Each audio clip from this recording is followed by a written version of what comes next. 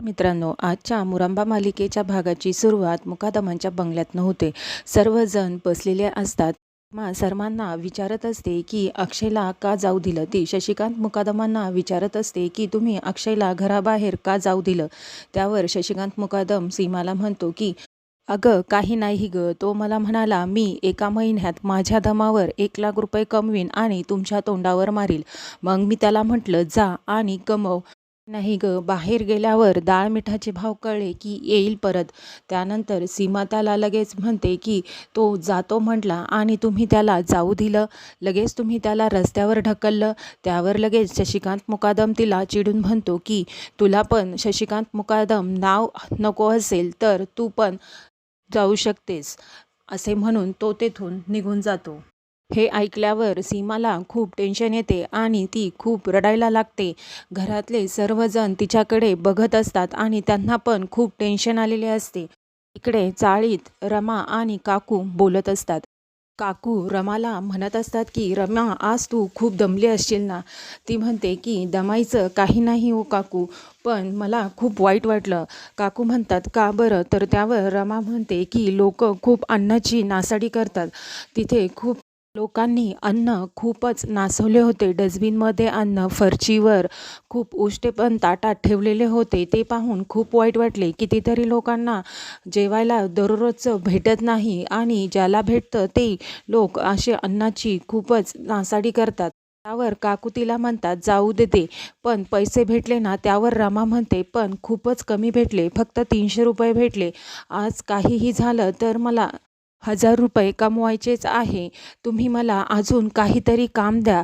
त्यावर काकू म्हणते की तुला आता काय काम देऊ बाई. त्यानंतर रमा खूप भांडे घासते आणि शिवण्याचे पण काम करते आणि 1,000 रुपये मिळवतेच. इकडे अक्षय संध्याकाळी घरी येतो तर तो बघतो रमा घरात नसते. त्यावर अक्षय म्हणतो बरं झालं रमा घरात नाही. त्याने आणलेलं गिफ्ट तो किचनमध्ये नेऊन ठेवतो. नंतर अक्षयला तहान लागलेली असते म्हणून तो पाणी प्यायला जातो, पण तेथे पाणी नसते. त्यानंतर तो हातपाय धुण्यासाठी बाथरूममध्ये जातो. तो हातपाय धुतो आणि बघतो की पाणी संपलेलं असतं. त्यावर तो विचार करतो की पाणी तर सगळं संपलेलं आहे. रमा आली की तिला पाणी लागेल म्हणून तो बकेट घेऊन पाणी आणायला निघतो. तेवढ्यातच लगेच रमा गादी घेऊन येते. तिला पाहून अक्षयला आश्चर्य वाटते की ही गादी घेऊन कुठनं आली आहे. मग ती गादी खाली टाकते आणि म्हणते की आता बसून बड्डे बॉयला खाली लादीवर नाही झोपावं लागणार, तर बड्डे बॉय आता गादीवर झोपणार. ते म्हणून ती गादी खाली टाकते आणि म्हणते हे तुमचं बड्डे गिफ्ट. तुम्हाला काय वाटलं, तुम्ही मला सांगणार नाही तर मला समजणार नाही की तुम्हाला लादीवर आणि चटईवर झोप येत नाही. खाली झोपलं की तुमची पाठ दुखते.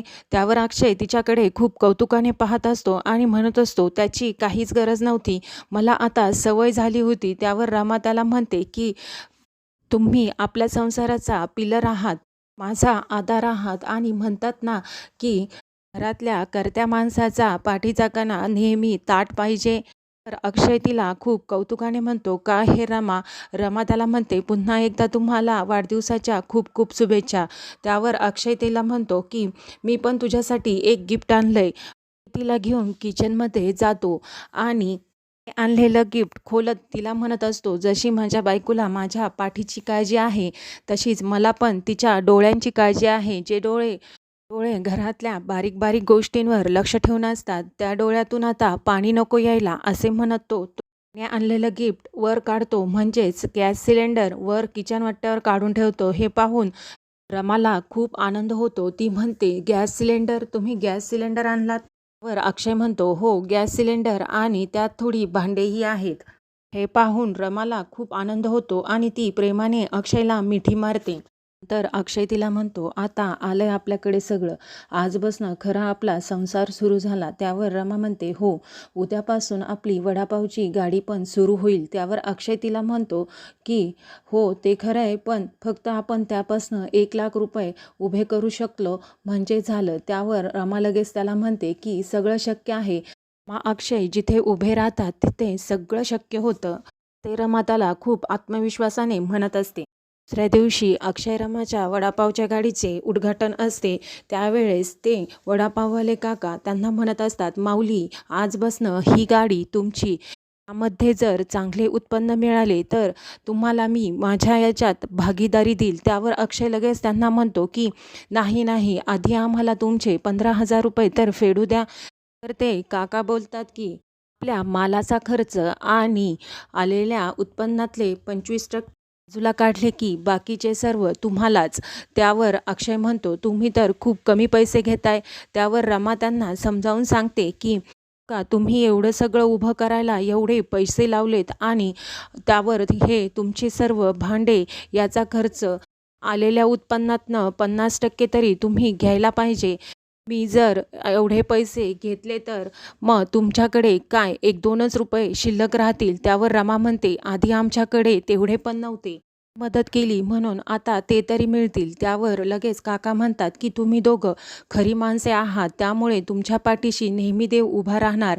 आणि आता तुम्ही दोघे आलात ना तर बघा माझा धंदा कसा वाढतोय. असे म्हणून ते काका म्हणतात की चला आपण गाडीचा श्रीगणेशा करू. आणि मग रमा अक्षय नारळ फोडून त्यांच्या गाडीचा श्रीगणेशा करतात.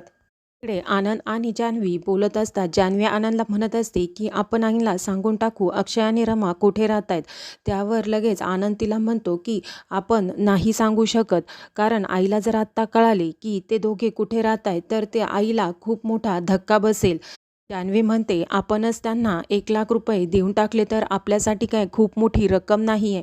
त्यावर लगेच आनंद तिला समजावून सांगतो की आपल्यासाठी खूप मोठी रक्कम नाही आहे हे खरं आहे, पण अक्षय रमासाठी तो त्यांचा स्वाभिमान आहे आणि आपण दिलेल्या पैशामुळे त्यांचा स्वाभिमान दुखवेल असे म्हणत असतो. आणि तो जान्हवीला सांगत असतो की जानू तू आईला सांगू नको की अक्षय रमा कोठे राहतात हे आपल्याला माहीत आहे. असे बोलत असतानाच तिथे सीमा येते आणि ती ऐकती आणि ती म्हणते की तुम्हाला माहीत आहे ना अक्षय रमा कोठे राहतात ते. त्यानंतर जान्हवी आणि आनंद खूपच घाबरतात. इकडे रमा अक्षय त्यांच्या गाडीवर त्यांच्या धंद्याची तयारी करत असतात. ते खूप खुश असतात. रमा वडापावचं पीठ तयार करते, अक्षय कांदा बटाटे कापतो आणि रमा वडे तयार करते. अक्षय त्यानंतर चटण्या बनवत असतो. अशी सगळी तयारी झाल्यानंतर त्यांचे गिऱ्हाईक चालू होतात. गिऱ्हाईक चालू झाल्यानंतर तिथे एक कॉलेजचा मुलगा येतो आणि तो अक्षयला म्हणतो, काका एक वडापाव द्या. त्यावर अक्षय त्याच्याकडे थोडा रागाने बघतो आणि म्हणतो, हो देतो आहा.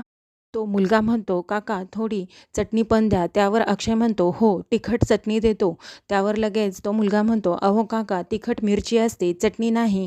त्यावर अक्षय त्याला म्हणतो, हो हो, आणि त्याचा वडापाव देतो. त्यावर लगेच अक्षय रमाला म्हणतो, काका तो मला काका म्हणाला. त्यावर लगेच रमा हसते आणि म्हणते, त्यामुळे हा स्वर होता होय. त्यानंतर लगेच तो मुलगा अक्षय आणि रमाला खूप खुश होऊन म्हणतो, ओ काका ताई हा तुमचा वडापाव खूपच टेस्टी आहे. मी याआधी पण इथे वडापाव खाल्लाय पण तो थोडा वेगळाच होता. हा तर खूपच भारी आहे. काहीतरी वेगळीच चव आहे. त्यावर रमा लगेच त्याला म्हणते की ही प्रेमाची चव आहे. आणि अक्षय रमा खूप खुश होतात.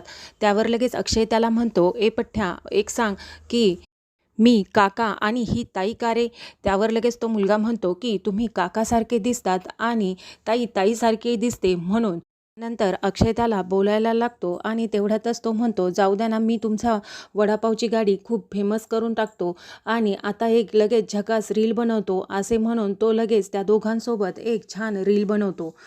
इकडे सीमा आनंद आणि जान्हवीला विचारत असते की अक्षय कुठे आहे, तुम्हाला माहिती आहे तर मला सांगा. नंतर जान्हवी आणि आनंद सीमाला समजावून सांगतात आणि तिला शांत करतात आणि म्हणतात की आई ते दोघे कुठे आहे तुला सांगितलं, तू जर तेथे गेली तर अक्षयला अजूनच फार लाजल्यासारखं होईल. त्यावर लगेच सीमा म्हणते, लाजल्यासारखं होईल म्हणजे ते असे कोठे राहत आहेत. त्यावर लगेच आनंद सीमाला म्हणतो, तुला काय पाहिजे, लवकर अक्षय घरी यायला हवा ना? तर मला खात्री आहे ते दोघे लवकर घरी येतील. त्यावर जान्हवी पण सीमाला समजावून सांगते की ते दोघे लवकरच घरी येतील.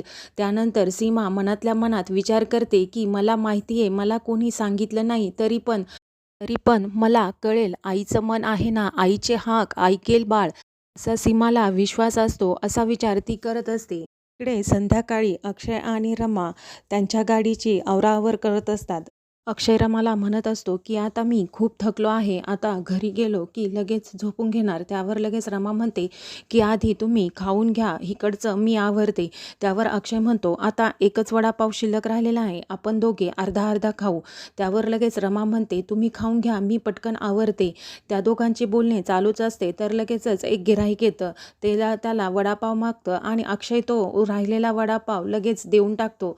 त्यावर रमा त्याच्याकडे बघते. त्यावर लगेच अक्षय तिला म्हणतो की दाणे दाणे पे लिखा है खाने वाले का नाम, आणि आपल्यासाठी गिऱ्हाईक हे परमेश्वर आहे.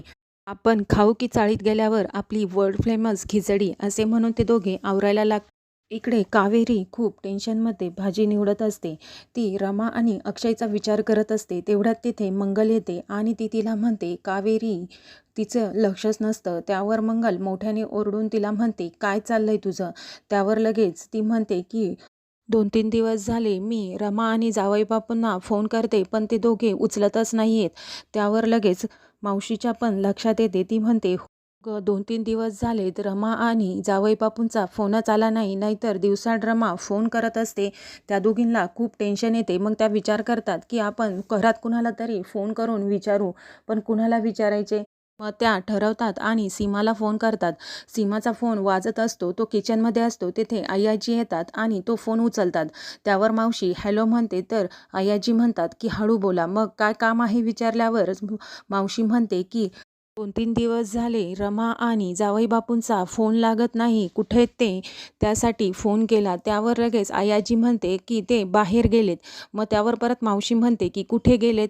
त्यावर लगेचच आयाजी तिला चिडून म्हणतात की ते बाहेर गेलेत, आलेत की फोन करायला सांगते, असे म्हणून फोन ठेवते आणि तिथून निघायला लागते. तर लगेचच आयाजी म्हणतात की गॅस चालू, फोन चालू, सीमा आली की गोंधळ पण चालू, असे म्हणत त्या तिथून निघून जातात.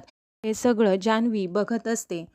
मित्रांनो, उद्याच्या भागात आपण बघणार आहोत की रमा झोपलेली असते आणि अक्षय मनातल्या मनात म्हणत असतो झोपू दे, दिवसभर आराम मिळत नाही तिला, काय काय धडपड करत असते, मी तर निस्ता बघूनच चाट पडतो. इकडे मुकादमांच्या बंगल्यात आजी शशिकांत मुकादमांना म्हणत असते की आपण रमामुळे अक्षयला असे वाऱ्यावर नाही सोडू शकत, काहीही झालं तरी तो भविष्य आहे मुकादमांचं, विसरू नकोस.